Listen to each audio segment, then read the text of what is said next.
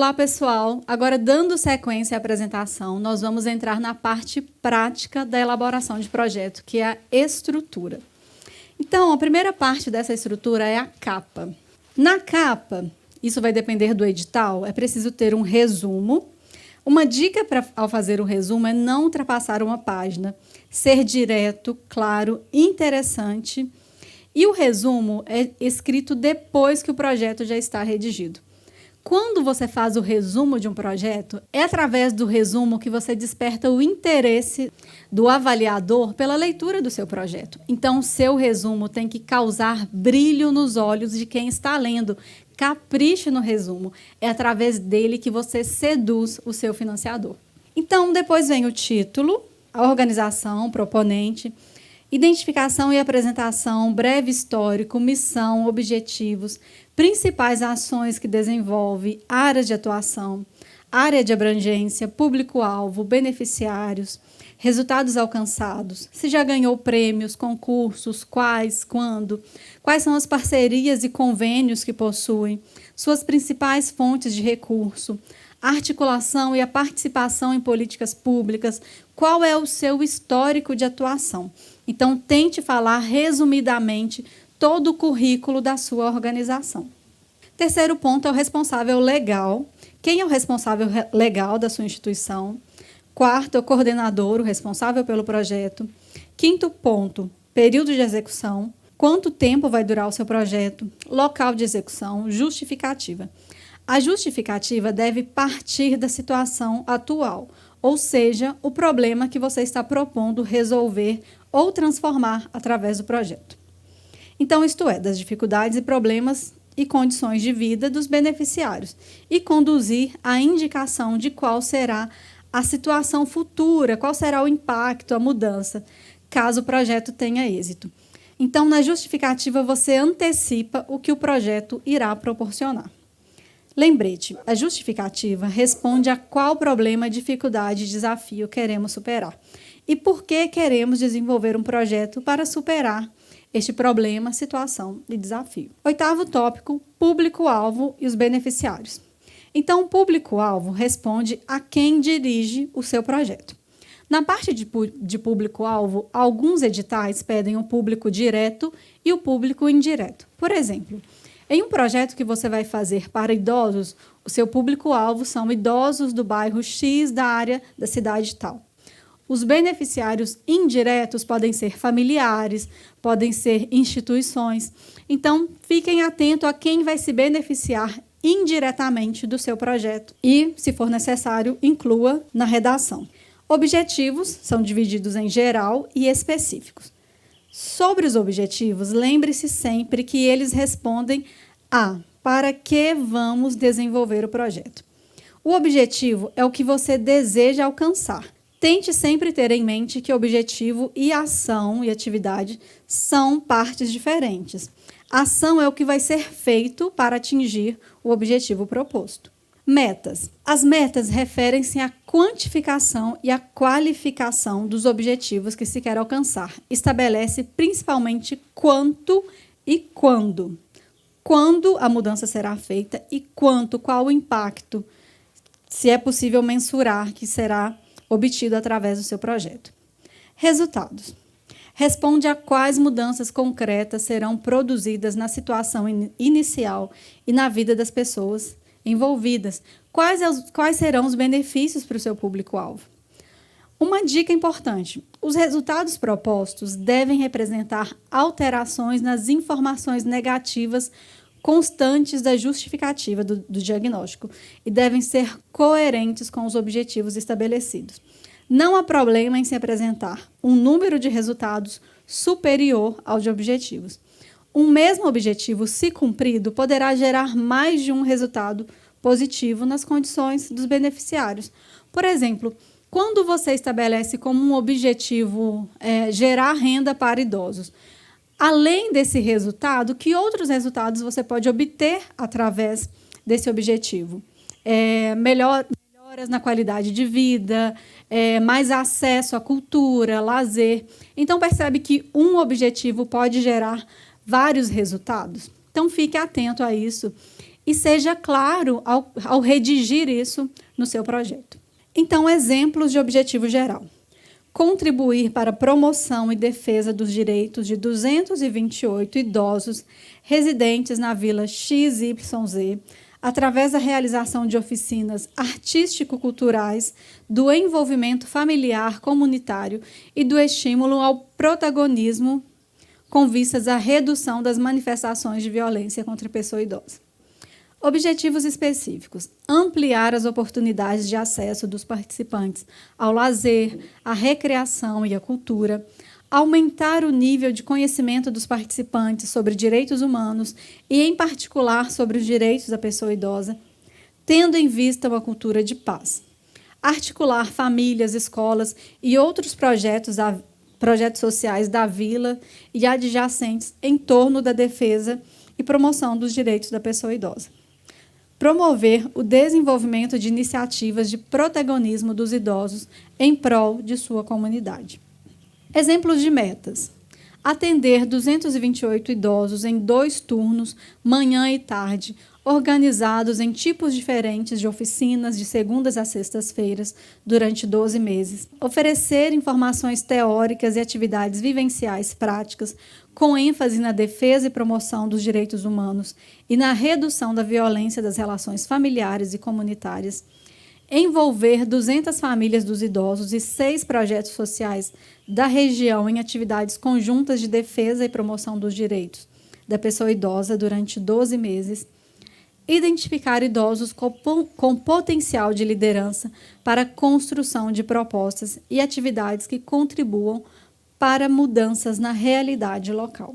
Exemplos de resultados esperados: redução do índice de violência doméstica contra idosos residentes na Vila XYZ em pelo menos 50%, 100% dos idosos atendidos participando ativamente das atividades variadas de lazer, recreação e cultura em sua comunidade e no município, melhoria em 100% do nível de conhecimento das pessoas idosas em relação a direitos humanos e as formas de reduzir as manifestações de violência, formação de uma rede de defesa e promoção dos direitos da pessoa idosa, integrada por escolas, projetos sociais atuantes na Vila XYZ ou na região ABC e adjacentes, articuladas ao Conselho Municipal dos Direitos da Pessoa Idosa e às comissões locais de saúde e assistência social. Adoção pelas famílias de pessoas idosas da Vila XYZ de novas formas de relacionamento, com ênfase no diálogo e na diminuição de atitudes agressivas entre si, aprimoramento do potencial de liderança e participação cidadã dos idosos moradores da Vila XYZ, com efetivo envolvimento em questões de interesse comunitário e contribuição para a solução de problemas sociais. Sobre a metodologia, é importante lembrar que ela responde a quais ações e atividades e como elas serão realizadas. Importante apresentar um cronograma com sequência lógica das ações e atividades quando serão realizadas. Uma dica: as ações e atividades devem ser definidas ou relacionadas em função dos resultados desejados e dos objetivos estabelecidos, e não o contrário. As ações e as atividades do projeto, elas devem estar conectadas ao seu objetivo e ao resultado que você pretende alcançar. Por exemplo, para você fazer uma mudança de A a B, qual é a trajetória necessária para sair de A e chegar a B? Essas são as ações e atividades que você vai percorrer para mudar essa situação.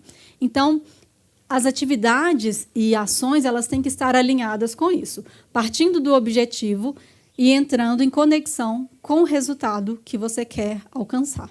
Então, o projeto ele tem que ter coerência. Você não pode colocar ações e atividades soltas se elas não têm nenhuma conexão com o seu objetivo ou com o resultado que você espera. Por exemplo, se você quer promover geração de renda para idosos, você coloca como ação aula de dança ou hidroginástica. Qual é a relação da hidroginástica com o seu objetivo, que é promover geração de renda. Então, essa ação não comunica com o seu objetivo e também não comunica com o seu resultado. Então, fique atento a isso. Se as ações que você está colocando no projeto estão comunicando com o objetivo, seu ponto de partida e o resultado que você quer alcançar. Recursos necessários. Lembre-se sempre que os recursos respondem a quem realizará as ações, atividades, quem cuidará do gerenciamento, buscará novos recursos, etc. As pessoas. E com o que? As ações e atividades serão realizadas através de materiais, equipamentos, mobiliário, material didático, pedagógico, serviços. Então, recursos são materiais e humanos. Quem você vai precisar e o que você vai precisar para realizar seu projeto. Parcerias envolvidas. Quais organizações, além da proponente, estarão envolvidas no desenvolvimento do seu projeto? Que tipo de parceria está estabelecido e qual será o papel dessa organização parceira na execução da proposta, bem como sua contribuição também no processo de monitoramento e avaliação? Lembrete, informar sobre as parcerias responde a com quem vamos contar para o desenvolvimento do projeto.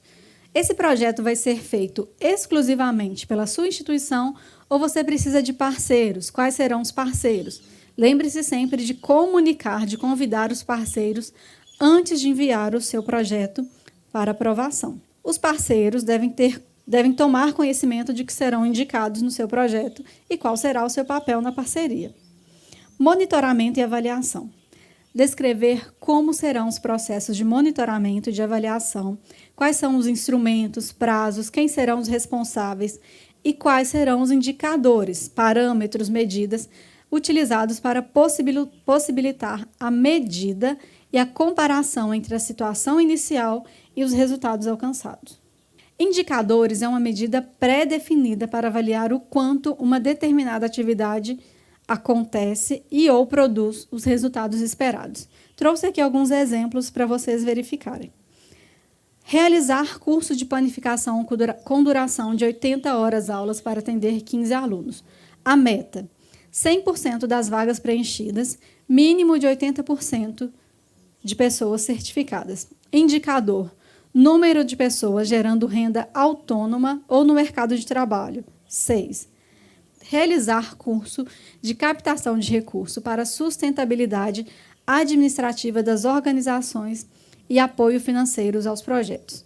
Meta: realizar uma capacitação por semestre para 20 pessoas. Indicador: crescimento de 50% no valor de doações para apoio aos projetos. Outro exemplo: manter um brechó por semestre para captar recursos financeiros e divulgação das atividades realizadas.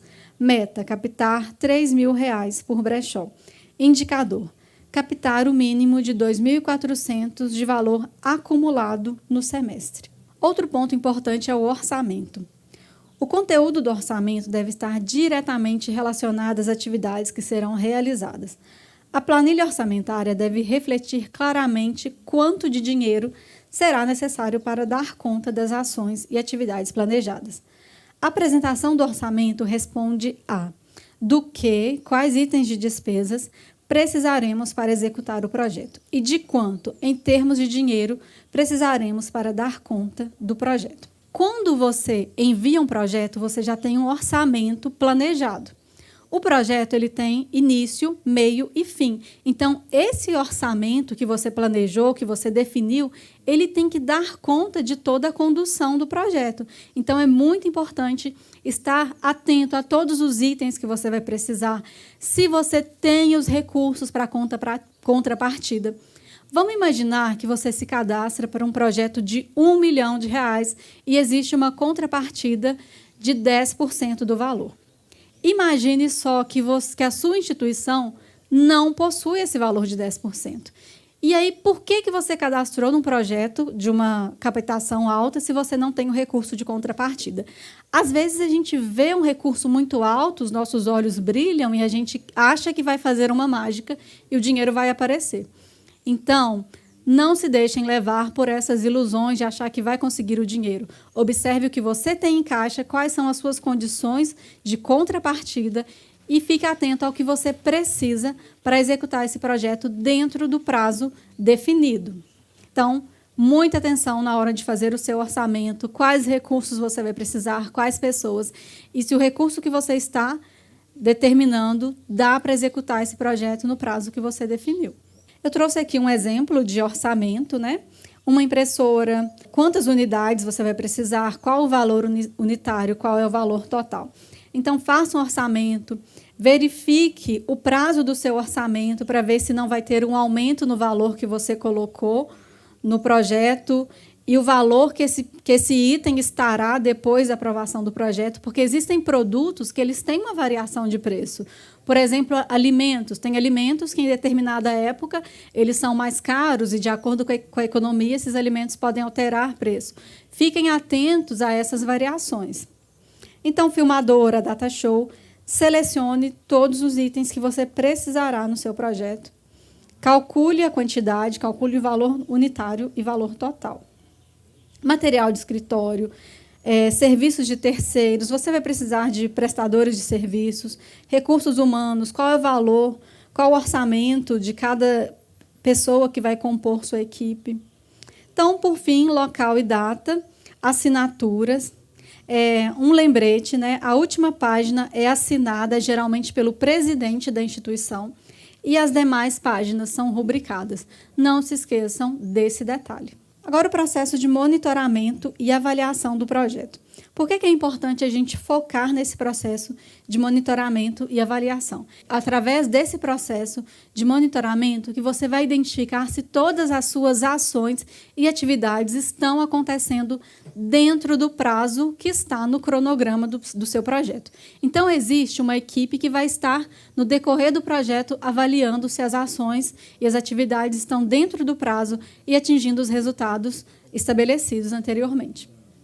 Então, no processo de avaliação, você vai verificar a eficiência do seu projeto, se ele está cumprindo o combinado, a eficácia do projeto, se ele está fazendo além do combinado com o mesmo recurso, e o impacto social, que é a efetividade do projeto, o impacto social causado pela ação executada. Ele está mudando a realidade? O seu projeto está sendo efetivo?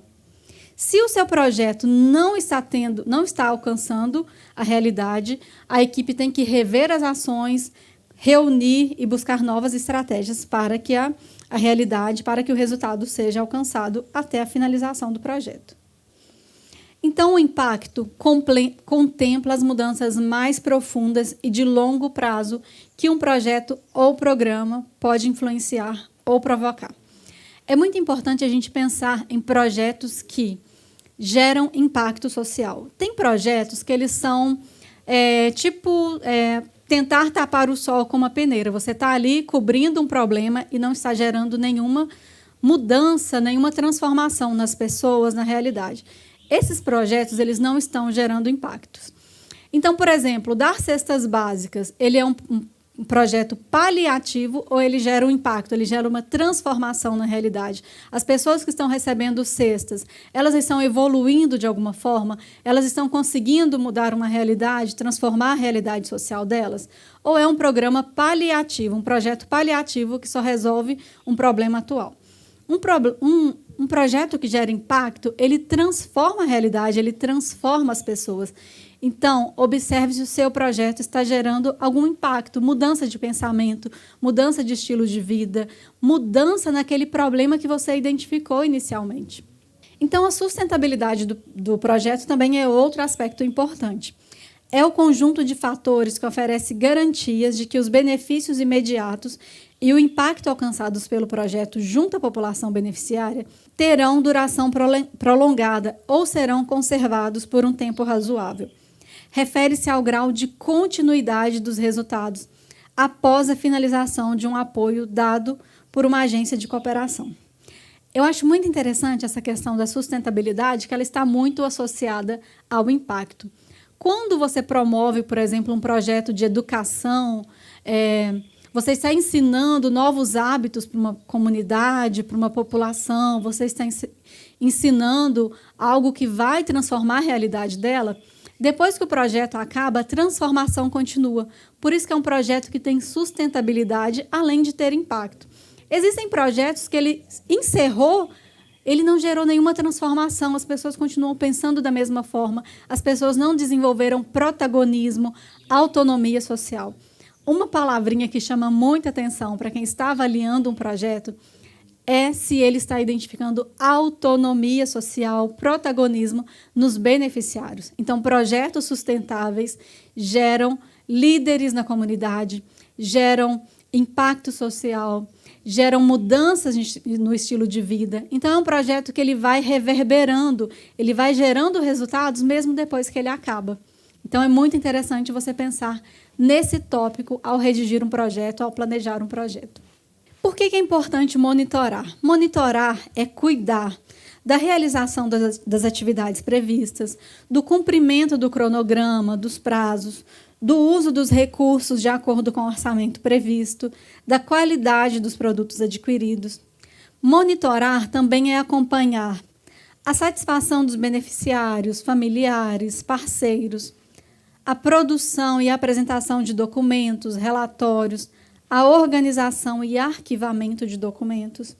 Então, em relação à avaliação, é preciso ter uma preparação cuidadosa, selecionar os instrumentos mais adequados, definir a periodicidade de quanto em quanto tempo a avaliação vai acontecer. Essa avaliação precisa envolver os beneficiários. É importante que os beneficiários avaliem a execução do projeto, se o projeto está funcionando. Envolver familiares e parceiros na avaliação.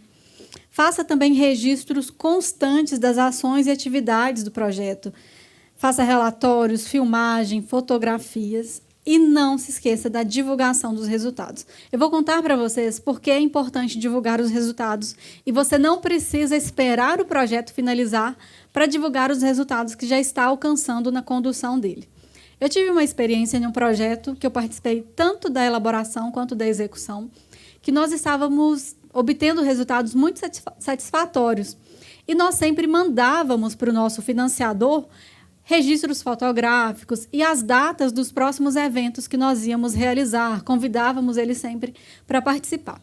E num belo dia, eles foram lá nos visitar e adoraram o projeto, porque eles viram na prática, né?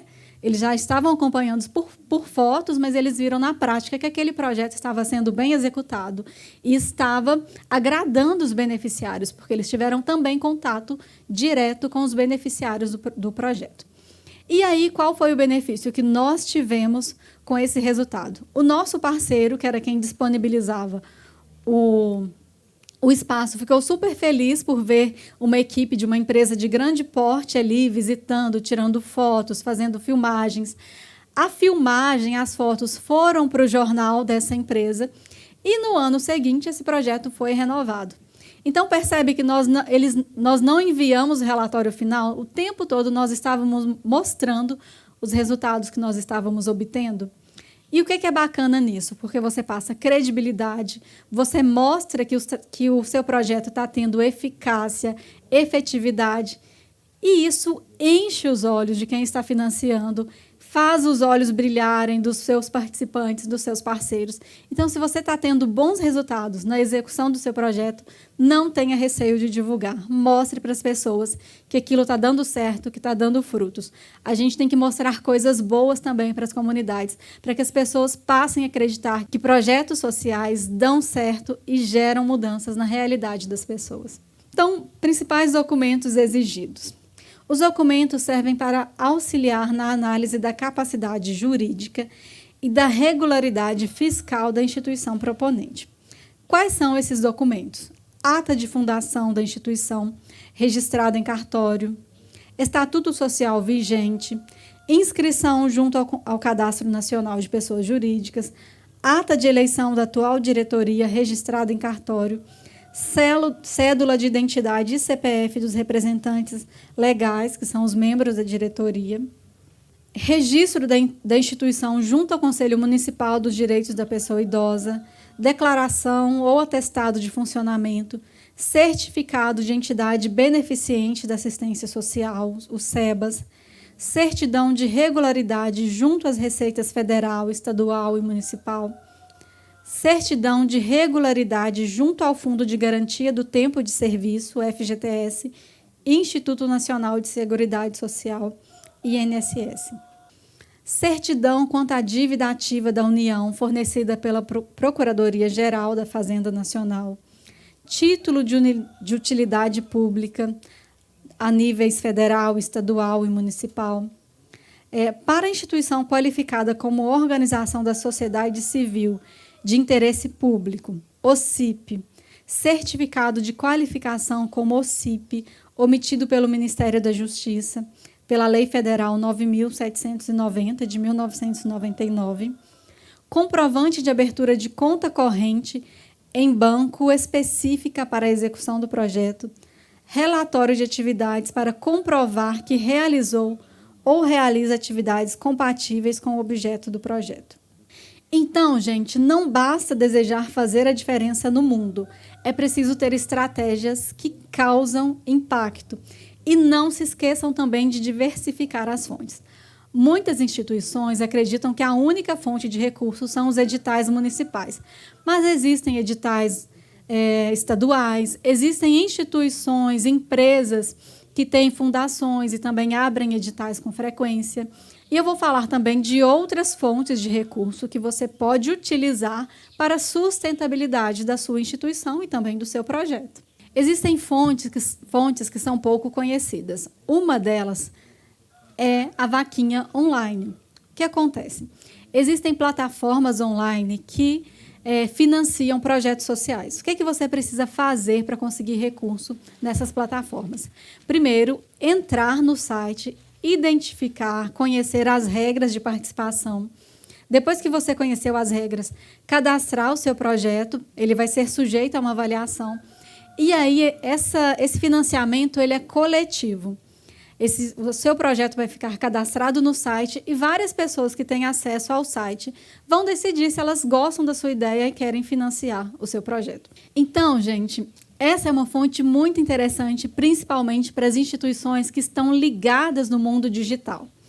Quando houve um estouro no Brasil dessas vaquinhas online, uma instituição voltada para a proteção animal cadastrou um projeto de reforma de um canil.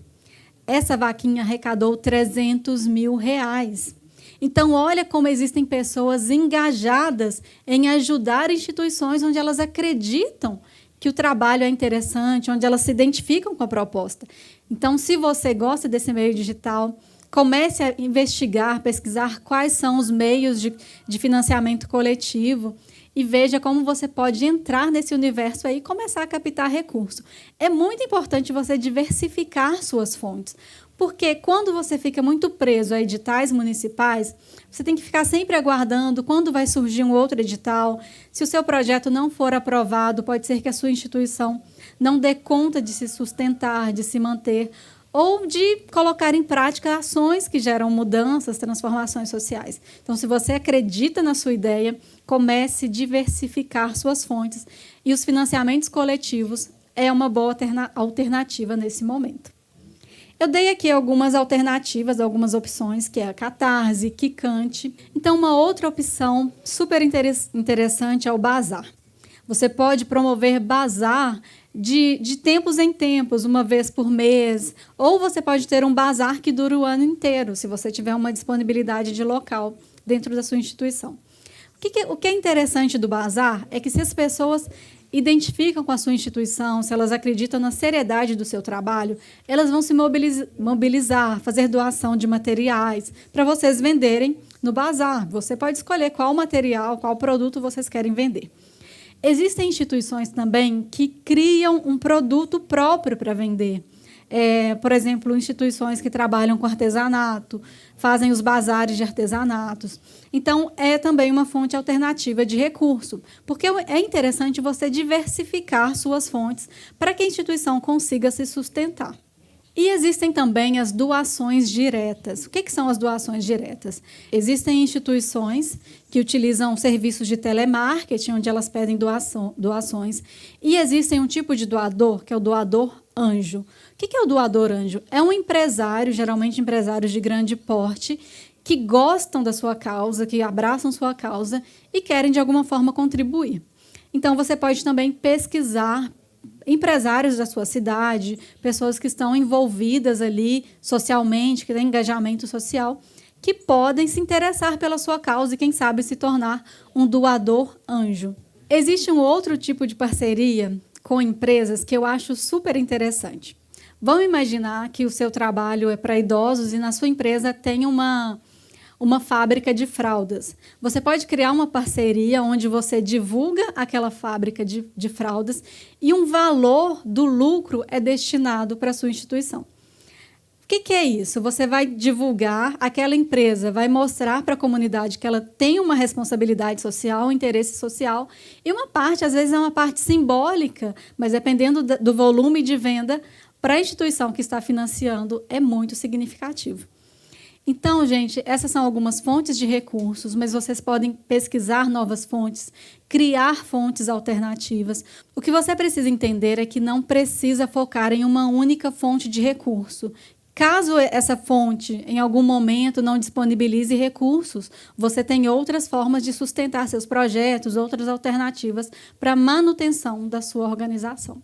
Então é isso, espero que você tenha aproveitado bastante esse curso, aprendido coisas novas, obtido informações novas e coloque isso em prática. Faça bons projetos no seu município e gere bastante recursos para a sua instituição. Um grande abraço.